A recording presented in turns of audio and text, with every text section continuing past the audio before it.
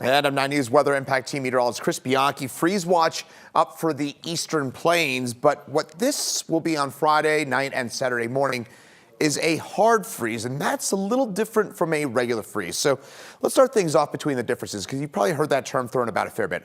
A hard freeze. Well, let's start things off with what a regular freeze is. Temperatures drop down to 32 degrees or lower for at least an hour.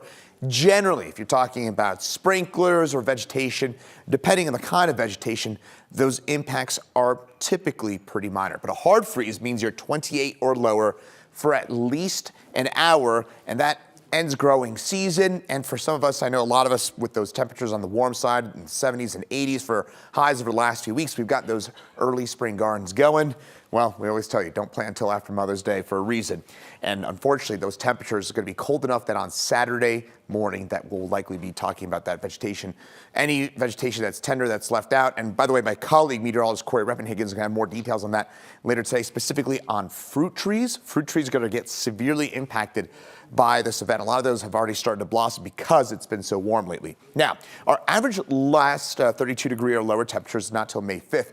Our average last hard freeze is on April 21st. So this is about the time of year where we typically see the last 28 or lower. Again, that last hard freeze where you again start to see that really kind of killing sort of freeze, and that's going to be in place for us coming up on Saturday morning. So a couple tips about how to prepare for this. Now, for any of those sprinkler systems that I've gotten going, we shouldn't have them going. We've tried to remind you about that because this is typically the time of year we see that. And of course, we also want to conserve water as well. But if you have gotten that irrigation system started up, cover up those backflow preventers coming up on Saturday morning. Temperatures will probably drop down close to 20 degrees by Saturday morning. Another thing, keep in mind, of course, bring and cover up that tender vegetation. I think that's a bit more obvious.